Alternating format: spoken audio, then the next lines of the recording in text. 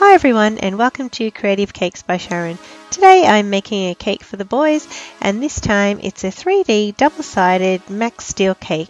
It features the Max Steel logo as well as the helmet that he wears when he's in his turbo mode. If you like the look of this new style 3D double-sided cake, make sure you hit the subscribe button now so you can see all my 3D double-sided cakes as I release them. So today I'm using 4 8-inch round cakes and I've got chocolate mud cakes today, but you can use whatever cake you prefer. I've got a pair of scissors, a sharp knife, my offset spatula, a palette knife, my x-acto blade, and I've got a little wooden tool here which I'm just going to use to indent some lines, but you could always use the back of a paintbrush to do this. I've got a few paintbrushes here. I've got some petal dust in silver, blue, as well as some Tylose powder. I've got some flour glue, and today I'll be using some blue, black and white fondant. I've got some chocolate ganache, and of course I've got a couple of templates here just as a guide, and you can get a copy of these in the description box below. I've also got a cake setup board. This is a 6-inch board. You'll need a board that's slightly smaller than the size of your cakes. I've also got a cake board as well as my rolling pin, and I'm going to be using this little handheld steamer to create a nice shiny look on my helmet. So let's get started. The first thing I need to do is put a little bit of chocolate ganache between my cake board and my cake setup board to hold it nice and firmly in place. And then I'm going to spread just a little bit of chocolate ganache again onto the cake board and start stacking my cakes. In between each of the cakes I'm going to put a nice layer of my chocolate ganache. Because they're chocolate mud cakes, I like to use something a little bit firmer than buttercream frosting, and so I'm using my chocolate ganache today. I've got my little template here of Max Steel's helmet, and what I'm going to do is create a domed effect at the top of the cake. So the first thing I'm going to do is cut off the top edges of the cake to make it nice and round, and then I'm going to taper in all the sides of the cake to make it shaped like the bottom of a helmet.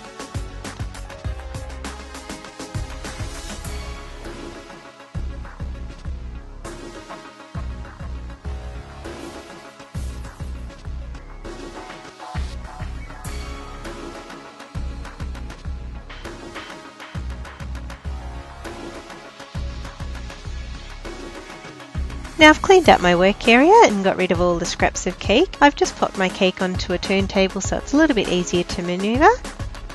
And I'm going to cut the top and middle sections of the helmet out from my template.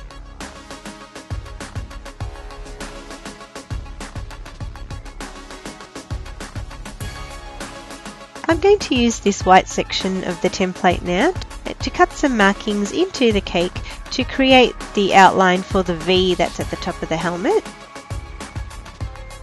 And then on the top of the cake I'm just going to cut in with my knife about 1 centimetre deep to create a pentagon shape.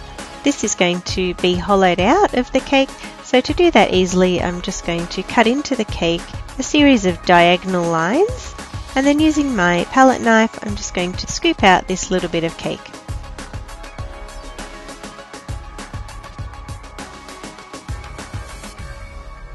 I'm going to do the same thing for the middle section of the helmet, tracing around the template with my knife, cutting in some diagonal lines and scooping out this section.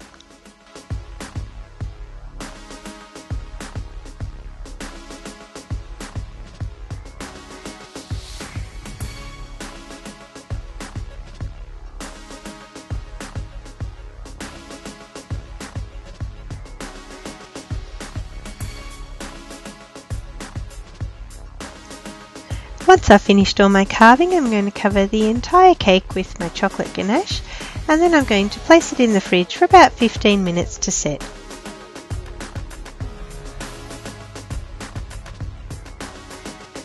Once I take the cake out of the fridge, it's firm to the touch, and I'm just dipping my offset spatula into some boiling water, wiping off the excess water, and then smoothing it over the ganache to get a nice smooth surface. To get into all the grooves that I've created, it's a little bit hard with the offset spatula, so I've got another little piece of paper towel that I'm just dipping lightly into the hot water, folding it into a crease and then smoothing it over all of the edges. I can now cover my cake with my white fondant, which I've rolled out to about 2 to 3 mils thick. And I'm just going to carefully drape it over the top of the cake. And as I smooth the fondant, I'm going to make sure to very gently press into the creases that I've created underneath. And to smooth out the sides of the cake, I just need to keep opening up the fondant and pressing down gently.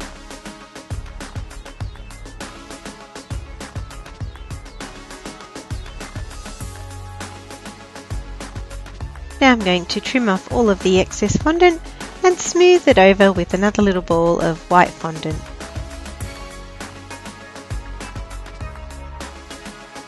The next step is to create some definition and an outline around the helmet, and I'm going to do this by adding some white fondant strips. This time the fondant is a little bit thicker, and I'm just cutting some strips on an angle, and I'm going to stick them around the edge of the cavity that I've created at the front of the cake.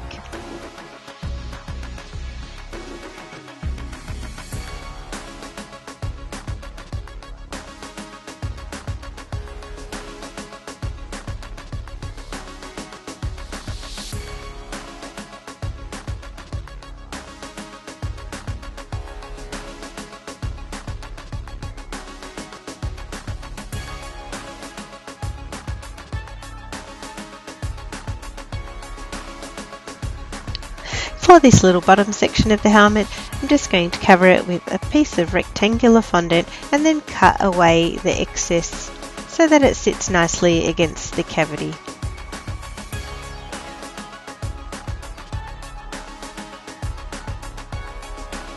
Now I'm going to add some black fondant to this little pentagon cavity that I created at the top.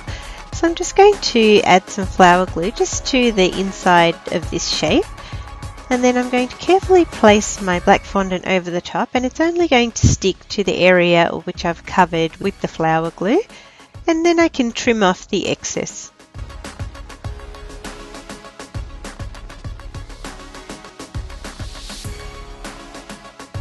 Using my fingers, I'm just going to press the black fondant nicely into the edges.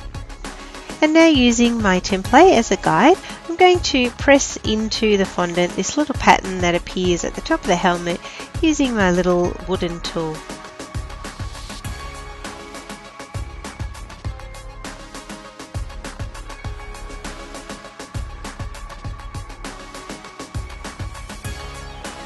For the cavity at the front of the helmet, I can do exactly the same thing, just applying the flour glue to the middle section, placing my fondant in position, and then trimming off the excess.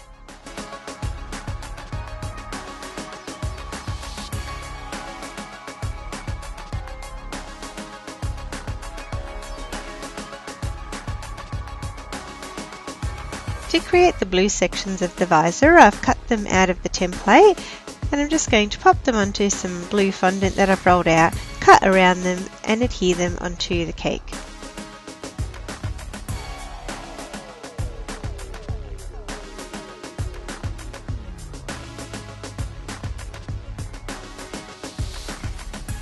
To make the front of the helmet look as if there is a light shining onto it, I'm just going to add my light blue and silver petal dust to the blue sections of the visor, just gradually building up the colour and making sure that the very middle of the visor has most of the petal dust to give the effect of light shining off it.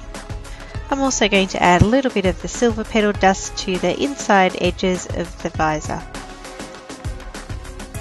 Now that I've finished with the helmet side, I can start working on my logo for the opposite side. So the first thing I've done here is rolled out a thin piece of black fondant, and I've cut my template out around the black edge, and I'm just going to cut it out of this black fondant. I've now cut the template down a little bit further, so I've just got the words and the symbol at the bottom. And before I can start cutting out my white fondant, I'm going to add some Tylose powder, because this is going to give a little bit of strength to the fondant so that it doesn't tear or break easily once I've cut out the thin letters.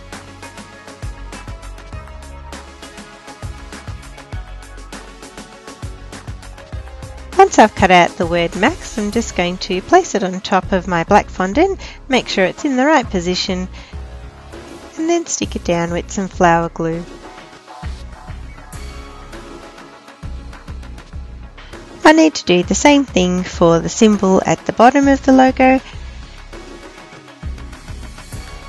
And before I cut out the blue letters for the word steel, I'm just going to add some Tylose powder again to the fondant to make it a little bit stronger.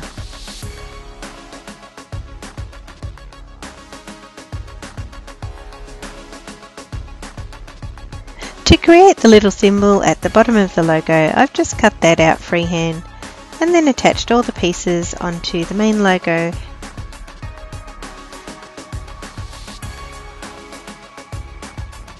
And then glued that onto the front of the cake.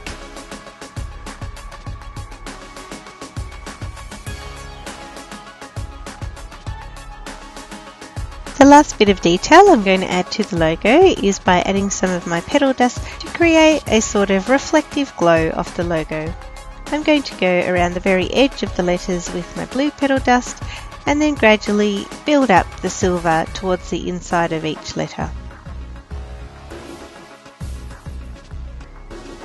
Now, because a helmet is generally shiny, I'm going to use this little handheld steamer to create a shiny finish on my cake. These little steamers are really handy and they're ready to use once you can see a steady stream of steam coming out of the nozzle. So all I need to do is hold the steamer a little bit away from the cake. Gradually the steam heats up the fondant, giving it a nice shiny finish. And here it is, my 3D double-sided max steel cake, sure to bring a smile to any little boy's face. Guys, I hope you enjoyed that tutorial. If you did, don't forget to give it a like and share it with your friends. I love to get your feedback and your comments, so make sure you drop me a line in the comment section below. You can check out some of the other cakes I've done in this 3D double-sided cake style by clicking on any of the videos you see on screen now. And if you're not already a subscriber, make sure you click the subscribe button so you can see more creative cakes just like this one. If you do happen to make one of the cakes from my tutorials, I'd love to see it, so get in touch with me. I'm on Facebook, Instagram, Pinterest and Twitter. And as always guys, thanks for watching.